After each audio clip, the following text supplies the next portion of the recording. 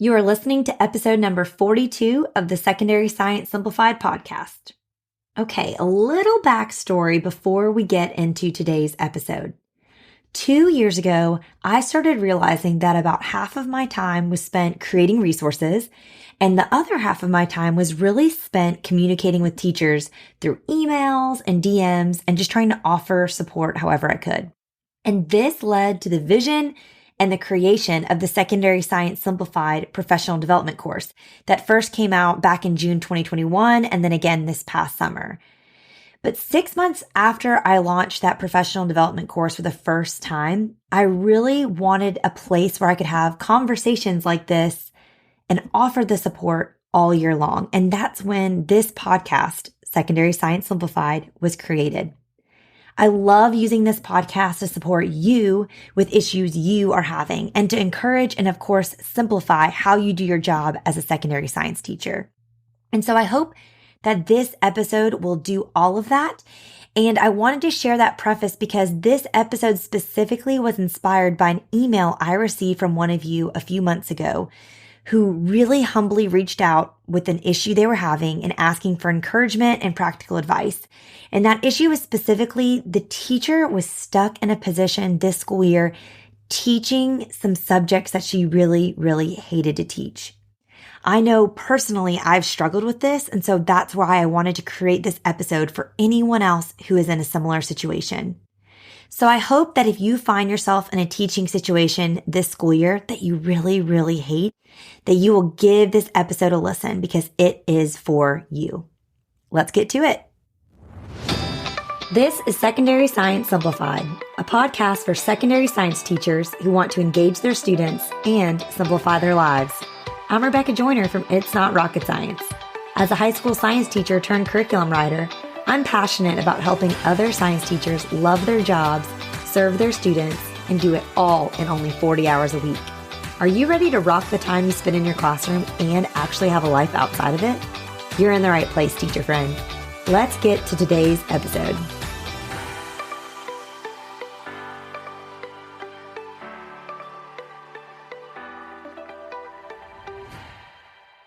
First, let me say happy October.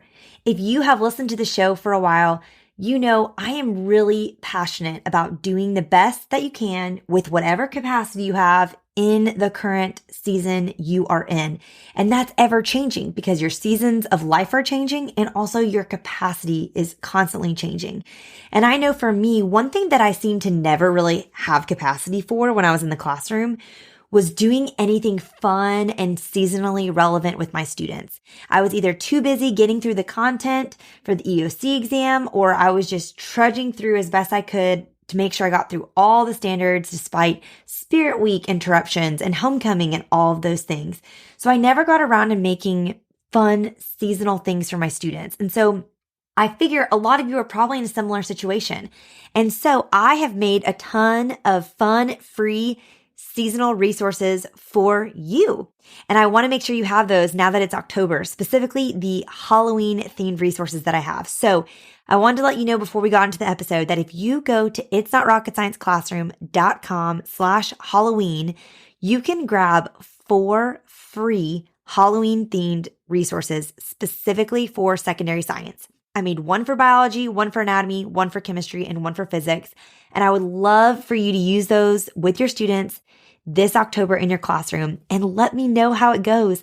I love hearing from you, especially in my DMs, seeing pictures and videos and just hearing words of what your students are enjoying doing when they use It's Not Rocket Science resources. So snag those and let me know how you enjoy using them this October as you celebrate some fun seasonal things with your students. Now, on a similar vein, again, I found that over the last 7 years of, running my corner of the internet, if there is something that I struggle with, most likely someone else out there is struggling too. So if I struggle making seasonal resources, you probably do too. So I like to kind of fill in those gaps. But I've also noticed that if someone reaches out to me in DMs, even if it's something I haven't struggled with, someone else in my corner of the internet might be struggling too. And oftentimes our struggles make us feel really, really isolated because we may not have the breadth in our community or, the platform to connect with other science teachers and know that we aren't alone in it. And so that's why I wanted to do this episode, to hopefully encourage some of you that are struggling with teaching something that you hate teaching. Someone else in my community reached out to me about this and was looking for some advice. And I knew immediately that I wanted to share about this in a more public way, not just an email with her and one-on-one discourse, because I knew that others would be struggling with it, because I too have struggled with this. And before I share any advice, I want to preface this by saying one thing this teacher specifically mentioned in her email to me was just how positive I was and how she felt so bad feeling so negative about the situation. And so I just want to pause and say, I am not an innately optimistic person. I like to think of myself as more of a realist than a pessimist. But when you're married to an eternal optimist like I am, your realism often feels a lot more pessimistic in comparison to the eternal optimist that you have committed to living your life beside. So I just want to say that if I come off very positive, it is more because it's a lot easier for me to offer perspective, not being in the trenches like you are in your specific situation, and not just because I have this like magical unicorn, cupcake, rainbow sprinkle, positive energy flowing out of me. That is not the case at all. But now, once you are on the other side of things, it's a lot easier to offer perspective because you're much less emotionally attached to the situation. Like I think now, even my youngest, he's only 5 months old or almost 6 months old. You know, it's so funny. With your first, you know exactly how many weeks old they are. And by the third, you're like, how old are you again? When did I give birth? What's your birthday? But even with him, he's not even that old, but like the newborn season, it's so much easier for me to encourage friends having babies that have newborns. And I'm only just a few months removed from having a newborn. Even just that little bit of space and time gives you a lot of clarity and a lot of perspective. So I just want to encourage you with that. Like if you're feeling really discouraged, I hope I'm not just like raining down rainbows and positivity in a way that makes you feel guilty for not feeling the same way. I hope to encourage you and lift you up, but also know that like I'm able to do this because I'm not in your everyday today shoes living what you're living, but I still hope that this advice is helpful for you. So all of that to say, I have been in this specific situation before, and now I'm on the other side of it. So I always said I would never teach middle school. Even when I was in college and at the last minute, I switched from being pre-med to being a secondary science education major. My advisor said, hey, you only need to take 2 extra classes and then take 1 additional praxis exam in order to take your certification from being 9th through 12th science to 6th through 12th science. And I said, absolutely not. And he tried to convince me. He was like, you never know. You may love to have the options. If it's hard to find a job, whatever. And I still said no. I was like, I don't want a reason to be forced to teach middle school. And this is nothing against like middle schoolers as humans. I think middle school teachers, you are a magical, magical people group. I'm actually bringing in a guest next month who's a middle school teacher because I want her to encourage you all as middle school teachers because I don't know how to do that. I think you're awesome. I just love high schoolers. Just like if you teach middle school, you may not like high schoolers and vice versa. So it's just something I didn't want to do. But then at the most recent teaching job I had, I ended up teaching at a private school, which I also said I would never do. So joke's on me. I should basically never say I'm not going to do something because then I end up doing it. So my first year at this private school, my schedule ended up being 2/3 8th graders and only 1/3 high school. And when I interviewed and stuff, they were like, oh, we may just give you a section or 2 of 8th graders. No, I had 4 sections of 8th graders, plus I had 8th grade lunch. So I was on like the middle school bell schedule. And then I just had like 1 or 2 high school classes. And I was just so discouraged. I didn't enjoy it. Again, it was nothing against the individual students. It was just, I connect so much better with high school age students. And it really impacted my morale on a day-to-day basis, especially because I'm a morning person and I had my high school classes first thing. And then the rest of the day, I was trudging through sections of 8th grade physical science. And it just made my days really hard because it didn't light me up. And I don't know if you've ever been in a similar situation, whether you're teaching an age level you don't love, or maybe it's a subject you don't love. Like, you know, you're a life science person and you're teaching chemistry, or you're a physical science person and for some reason you ended up with an anatomy section. So wherever you may be, I think we can all relate to having a class or several sections of a class that you just don't love. And if you're like me, again, I like to say I'm a realist, but sometimes it can be pessimistic. I kind of will feel like things will be forever. Like it's hard for me to see in the moment, like I won't forever always teach 8th grade. And one thing that kind of reinforced this negative doomsday attitude, if you will, was that my admin kept celebrating me. They kept saying, you are so good with 8th graders. These 8th graders are so much better prepared for high school because they have you. We're so glad we have you in 8th grade. And I was getting really discouraged because I felt like, okay, they love me in this role. They're going to make me stay here forever. And I didn't want to do that. But despite that, and despite that positive affirmation I was getting, I was able to get out of the situation of teaching primarily 8th grade. And I'm going to tell you how I did that so that hopefully it will help you if you're in a similar situation. So my advice starts with this, and you're not going to like this, but just give me a second. First, I want to encourage you just to give it a chance. And not so that you can then be convinced that you all of a sudden love 8th graders or you all of a sudden love teaching astronomy, even though you hate it right now. That's not what I'm saying. I'm saying give it a chance because it shows your admin that you're a team player. You are willing to take one for the team and teach things that you don't love because you're a team player. I think that's a very valuable asset to admin. Second, I would say show your value and that you are an asset so they want to keep you. I think part of me, when I kept getting affirmed at how good I was at teaching 8th grade, was like, oh, well, I'm going to do a bad job. So then you won't make me keep teaching this. Like that's what I wanted to respond as, but that is not the way you should go. It's not best for your students and it's a very selfish perspective. So don't do that. But do a good job. Keep showing your value because it shows what an asset you are. And this can be earned. I think there's kind of two ways we can show our value. One is over time. Like if you've taught at a school for several years, you have earned a right to be heard with the time you've invested into this school. But I also think we can show our value just with the sweat equity and effort we put in. Even if you're a first year teacher or you've only been at the school 2 or 3 years, really give it your all to what you're assigned to show your value, to show that like, even if you're given a class that you don't want to teach at all, that you honestly may even hate teaching and that you dread every day, you're going to give it your all. And that shows that you are this team player. And it shows that you're a good teacher and they should want to keep you and they should do what it takes to keep you if that means taking away sections of things you don't want to teach. Okay, so give it a chance and show your value through doing it. Now, the next thing I want to encourage you to do is have an honest conversation with your admin and try to come up with some sort of compromise. Okay, so for example, I went to my admin and it was, several months into teaching 8th grade science. I'd been giving it some effort. I was showing that I was skilled at it, but it still was not my thing. And I said, hey, I would like to drop a middle school section of 8th grade science every year for the next several years until I get to the place where I have all high school, or at least the majority of my time is high school.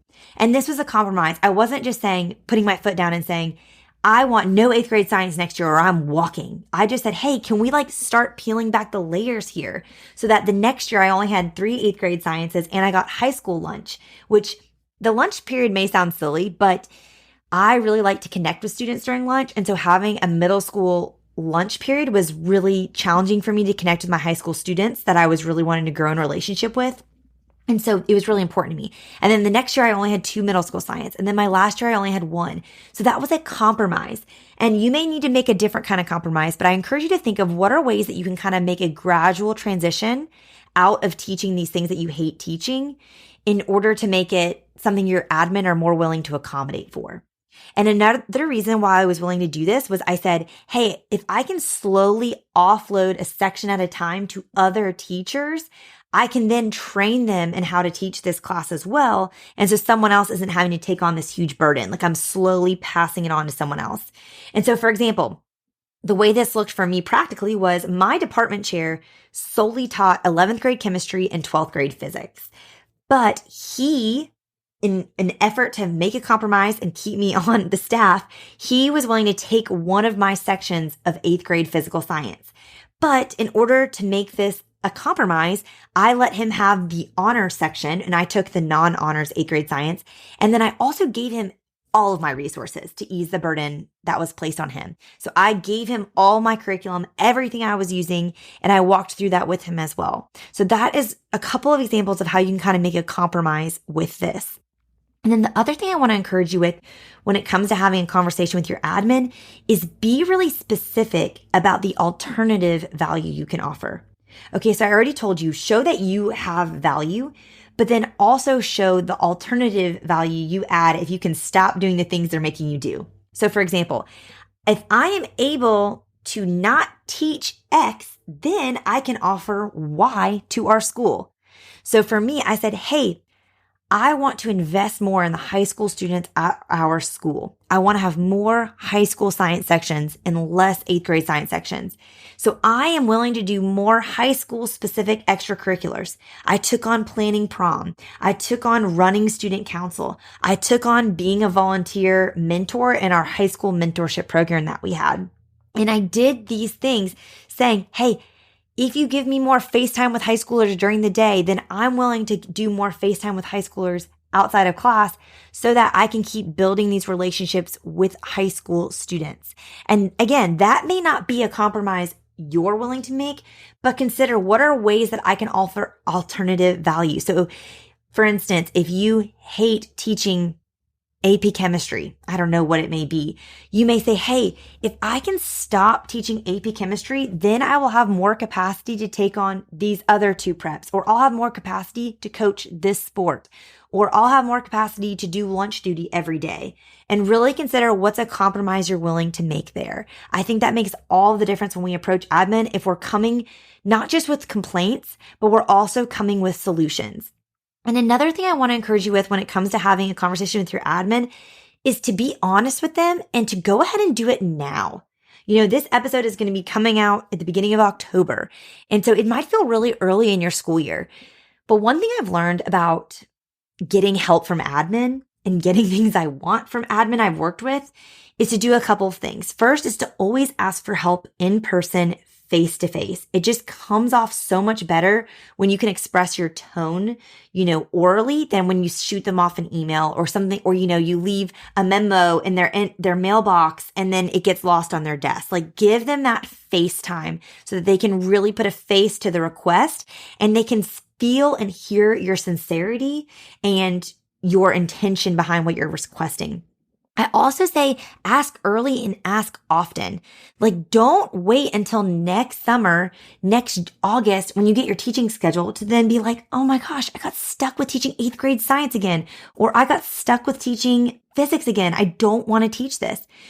Put the seed in the ground now. Say, hey, I'm going to be honest. I do not like teaching marine biology. I do not want sections of marine biology next year. I want to go ahead and plant this seed now so we can start talking about it and talking about solutions and what we need to do to get to that place next year. Because I don't know about you, but like the schools I've taught in, my admin are starting to go to job fairs and starting to interview new people in like February. And then contracts are going out in April. And I know we all probably have that horrible clause in your contract that basically says, this is your schedule of what you're going to teach, but we reserve the right to make you teach anything we want at the last minute, something like that. It's awful. I hate it. But that's where it's so important to go ahead and get this out there now. So they know this isn't just something, you're complaining about at the last minute or you're frustrated by, but they'll take you seriously if you bring it up now and you kind of keep mentioning it. And the other thing I'll say too, I have a blog post about this, so I'll link it in the show notes, but really focus on the benefits for them, the admin, but also the big picture of how the school as a whole benefits if you're doing something different or if you're not teaching the sections, because then you have the capacity to bring in this new elective you've always wanted to teach or to coach and start this club or sport that you've always wanted to start at the school, but you haven't had the capacity because you spend all this energy being sucked out of you teaching 3 sections of general biology and you hate it. Okay, so really focus on the big picture. If I'm able to get rid of X, then I can do Y. If I'm no longer expected to teach class ABC, then I will be able to create opportunity XYZ for our students. Be honest with them, especially those of you listening that have put in some serious time equity at your school. You've been teaching there 5+ years.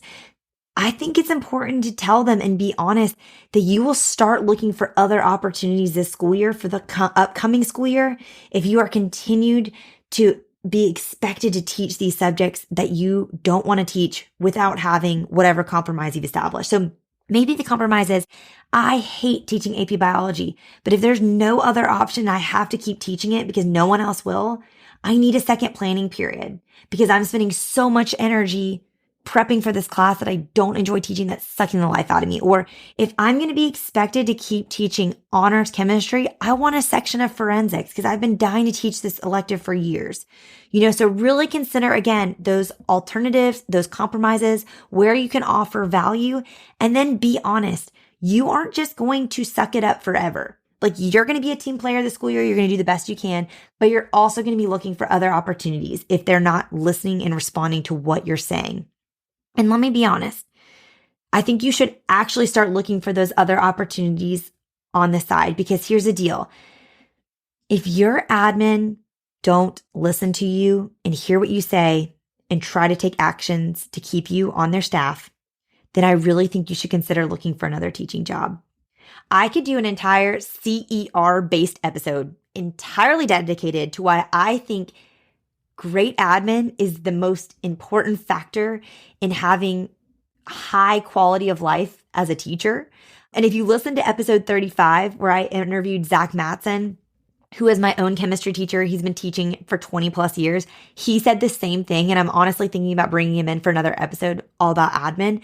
But I truly believe that your quality of work life is going to be directly correlated to the admin you have. Not to the resources you have, not to your class schedule, not to your prep load, not to your teaching space and what classroom you're in, but to who your admin are as people. And if you've only taught at one school or under one set of admin, you may not realize that the grass could be greener somewhere else or that there's another way. We don't know what we don't know is such a true statement. And I will say, I thought I had great admin at my first teaching gig. And I will say I had good admin. But when I got to a different school where I had amazing admin, I was like, what have I been missing all of these years? I didn't realize it could be different. And so I think there are a lot of things that go into having excellent admin. But I think what you really need to look for are admin who care about teachers first, and they care about retaining teachers. Like, if an admin looks at you and says, you're replaceable, that's not the kind of admin who values teachers. Okay, a second thing I would look for is admin who really listen to teachers and are on teacher sides before they're on parent sides or even student sides. Like, they always give the teacher the benefit of the doubt. They assume the best in the teacher when they're corresponding with parents or students rather than assuming the worst. I think that's really, really important. I think also finding admin who are consistent and show follow through is incredibly important. And then just admin who genuinely care about the school they're in and not just working their way up the administrative ladder to the next level district job they're trying to get. And how do you know if an admin does all these things? You can get a vibe from your interview for sure. But the other two things I would do is I would look at the retention rate. Like, what's the teacher turnover rate at that school? That'll tell you a lot about how the admin care for teachers. And then also, if you can, connect and reach out to teachers at the school you're considering teaching at or you're interviewing at and ask them how it is working with their admin. That's where you're going to get the best intel on this. And now I say all this as I'm encouraging you to look for other jobs, but I also do want to recognize, I know this isn't a luxury for everyone. There are so many things that may be contributing to the fact that you can't change schools. Maybe every other school is too far away. Like, you can't commute any further. You're in a small space. You're not going to drive an hour to another school. Or, maybe your own children are at the current school you teach and you don't want to be teaching somewhere different from where your students go. And you don't want to change your students where they're at. Or maybe, you have to stay in your current district to retain some sort of retirement benefit you're working towards, or, whatever it is. There's so many factors I know that go into this. But I do want to say, I really hope the only reason you are staying isn't because some admin scared you into thinking that you're replaceable and that you'll never find another job, because that is just not true. I really hope you haven't been bullied to believe that, because the teacher turnover rate right now is absolutely absurd. And secondary science teachers specifically are almost always in high demand because it's not something that a lot of people feel equipped to teach. And so again, I really want to urge you, find someone in your face-to-face, real everyday life to kind of have this discussion with and be like, hey, I feel like I can't leave this teaching job because of these reasons. Will you be honest with me and tell me if these are legitimate reasons, or am I kind of making excuses because I have blinders on that are based out of fears that have been instilled in me from admin over the years? Like, can I truly not leave this job? Or is this something I have blinders on? Is this a blind spot for me? And I encourage you to have someone kind of give you that perspective that knows you really well and knows your situation. Because I truly do think you are probably more irreplaceable than you believe you are. And I don't want you to feel like you're threatening admin, but that's why I'm saying talk to them in person and just be super genuine and come to them humbly and honestly and just say, hey, like, I have been teaching 8th grade science for 3 years, or, I got put teaching earth and space science and it is just so out of my wheelhouse. It's sucking the life out of me. I'm having a really hard time doing this job because I just hate teaching it so much. I don't want to leave a job teaching at this school, but if I have to, in order to stop teaching this, I will. So can we kind of troubleshoot? Can we come up with some solutions and some compromises to make this work for both of us? Again, come to them face to face. You'll be able to express that tone so much better. Now, last things I'll say before I wrap up this episode. You might be thinking, okay, Rebecca, well, what do I do in the meantime? Because even if I have these conversations and I propose these solutions, it's still October and we still have to make it to May, or we still have to make it to June. So what do I do the rest of the school year if nothing is going to happen until next school year? Okay, so here are a few things I would say. First, if this is a class you've been teaching for a long time and you're just like over it, I would see this year as an opportunity to kind of turn this class that you hate, that you've taught for a while, on autopilot and just kind of semi-coast and focus all your energy and your creativity on those classes that you do enjoy teaching, that you do really get a lot of life and energy from. And then that can also kind of show your admin, like, we need more sections of anatomy because look how inspired these students are. Look how much they're thriving this course.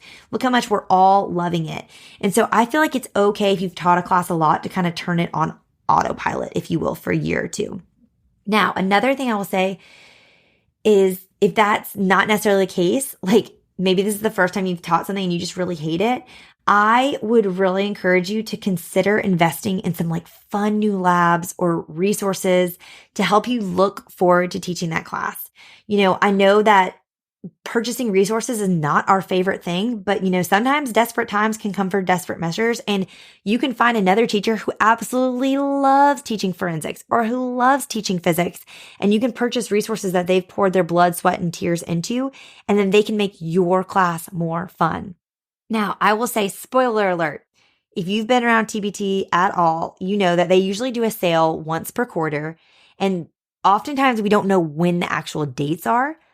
But the Q4 sale, so Q4 is like October, November, December, it is always Cyber Monday and Tuesday. I know they could get crazy and do something else, but like for the last 4 or 5 years, it's been Cyber Monday and Tuesday, which is at the end of November. And so you can just start looking now, start like doing some research, putting things on your wish list, and then wait until then, and you'll be able to save like 25% on those resources. And then maybe you can buy some things for next semester to really hype you up and get you excited to come back and teach this course. And then the last thing I'll say to do in the meantime, when I think about back to teaching 8th grade, when I truly hated it, I will say that I tried to use my time with them productively to train them to be the kind of students I wanted to have in high school. So that ended up being one of the biggest benefits of teaching 8th grade. Instead of focusing on how much I didn't love the age of 8th graders, or instead of focusing on how hard it was to manage all of their feelings and hormones and just going through puberty, and instead of focusing on how much like physical science wasn't my favorite content area to teach, instead I focus on, I'm going to have these students next year for 9th grade biology, which is my baby, which is my favorite course. What can I do now to prepare them to make 9th grade bio even more epic when I get to have them? And what can I teach them then? What content can I do? What skills can we teach that'll make it even easier when I have them next year? Or how can I even get to know these students in a way that will then make managing the class so much easier next year because I know them, they know me, I know their shenanigans, they know, what bees get stuck in my bonnet, and we can work together next year to have an even better year in biology together.